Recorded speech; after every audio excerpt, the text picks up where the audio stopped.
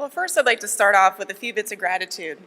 California Southern, as you've already heard, is celebrating its 40th anniversary, and that couldn't be possible without Dr. Donald Hecht, the founder of this institution.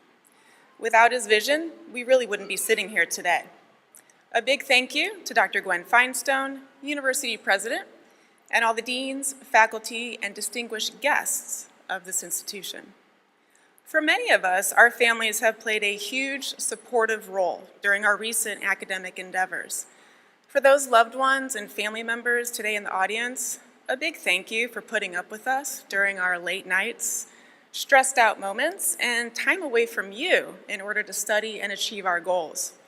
I'm sure I share everyone's sentiments today when I say we are happy to have completed this journey and appreciate you for your support. I have to say, writing a keynote speech for the graduates today was a tough task.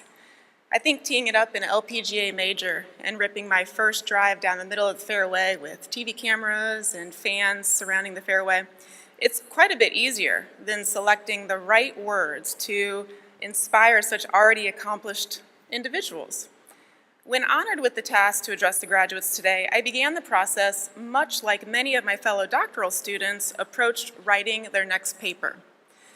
Brainstorm the topic, mentally lay out the beginning, the middle, the end, assess page length, utilize reference point software so all citations are properly in APA format, and then Google. So because there was no syllabus for this assignment of creating a commencement speech, I resorted to Google. What did I look up?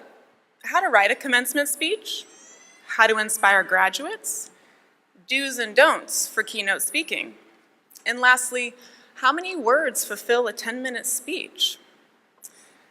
My next resort, YouTube. Watching several past California Southern University student keynote speakers and several other famous speeches by Bill Gates, Condoleezza Rice, and a very funny Ellen DeGeneres, I figured I had done enough research to begin my writing.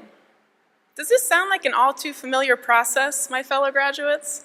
How else did we finish writing all those papers and doctoral projects? Yet when it was time to begin writing those first few words, I was stuck.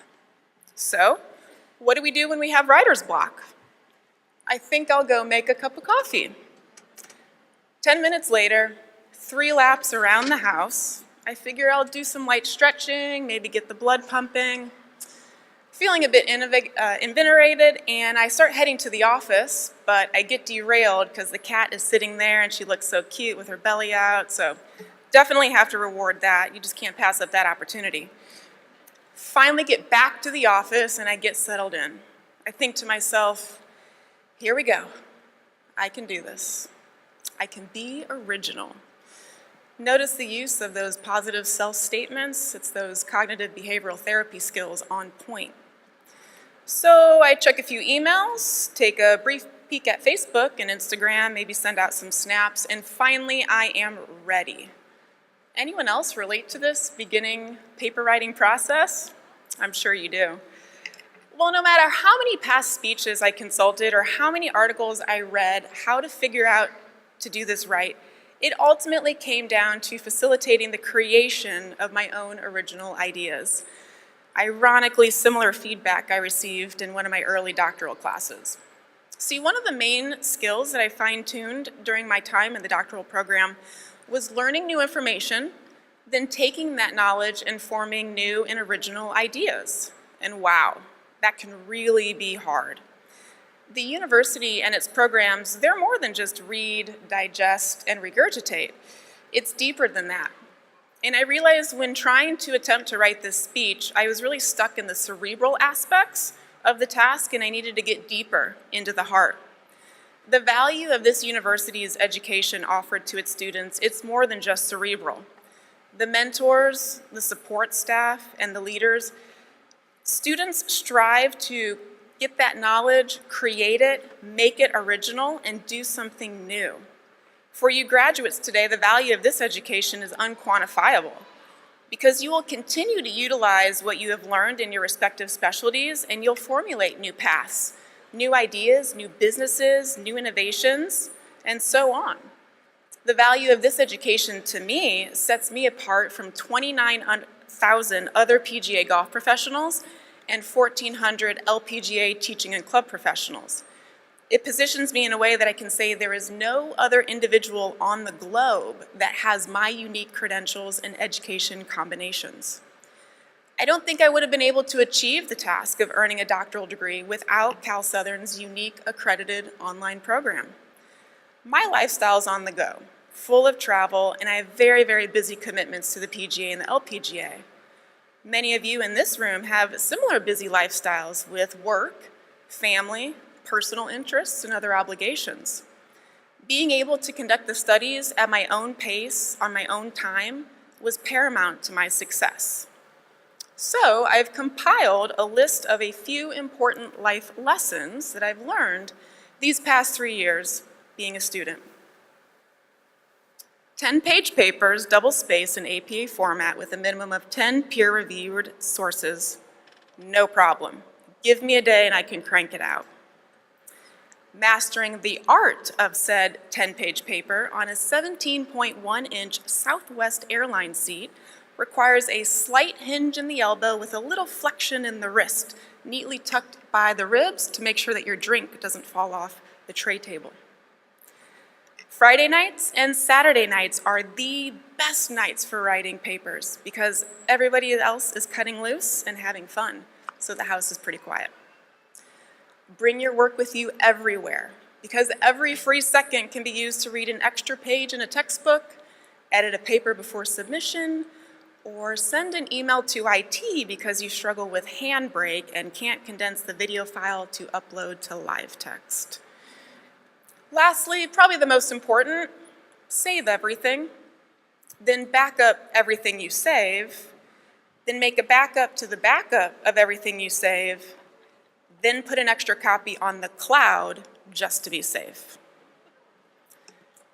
All of us are in a unique group right now. A most recent US census estimated 21% of the US population has bachelor's degrees, 9.3% has master's degrees, and 2% have doctoral degrees. Worldwide, less than 1% of the population has earned a doctoral degree.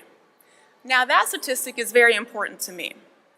Looking back at the early stages of my professional golf playing and teaching career, I remember hearing at an education conference the importance of being unique and standing out. It was shared that in order to be successful in the golf industry, you have to do something different in order to be recognized. The speaker mentioned looking at the golf industry as a pyramid of success, similar to Maslow's hierarchy of needs. The majority of individuals feel very comfortable hanging out at the bottom of the pyramid. They fit in, they go with the status quo, and they get by. But at the very top of the pyramid, well, that's the top 5%. And the top 5% are those individuals who do stand out. Coincidentally, there's also plenty of room at the top, because frankly, the bottom is quite full. The speaker challenged us to take inventory of our life and see what we can do to move into that top. Challenge accepted.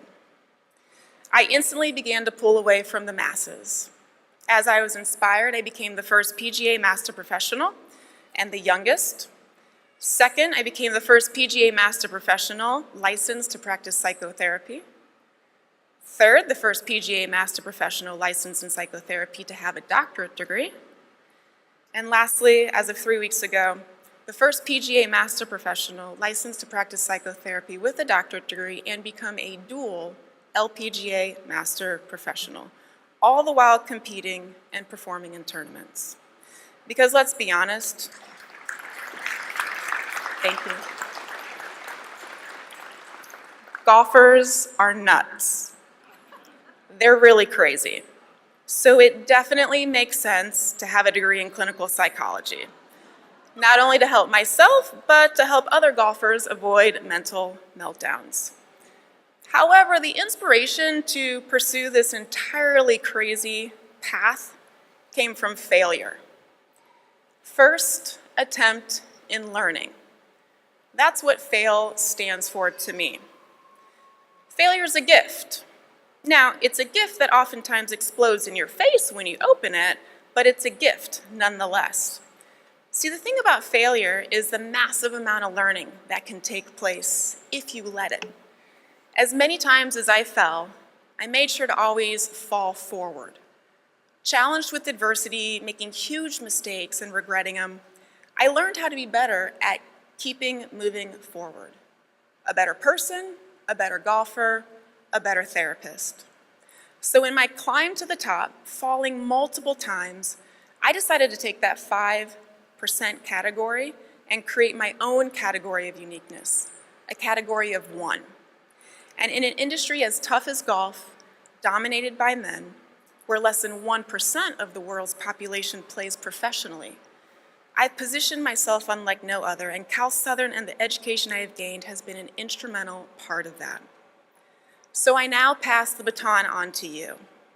What can you do to embrace failure, to fall forward, and separate yourselves even more than you already have in order to achieve greatness?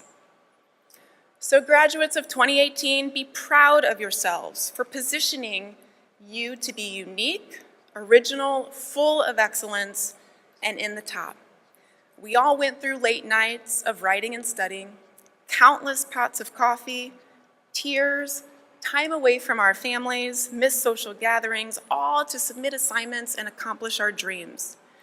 To separate ourselves from everyone else and get out in front of the pack, it takes courage.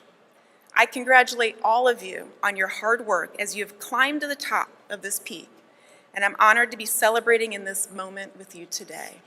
Best wishes to each and every one of you as you continue to strive to reach your goals, and I'll see you at the top. Thank you.